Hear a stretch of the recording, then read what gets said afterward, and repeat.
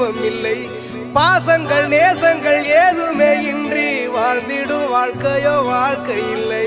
பிரிந்தே நாம் வாழ்கின்ற போதிலும் நினைவுகள் நம்மை சேர்த்திடுமே. அழகாய் பூ பூத்திட வேண்டிய வேர்கள் நீர் ஈர்த்திடுமே. இன்னொரு ஜென்மம் அது கிடைத்தாலும் கூட இதுபோல் ஒரு சொந்தம் கிடைத்திட நாம்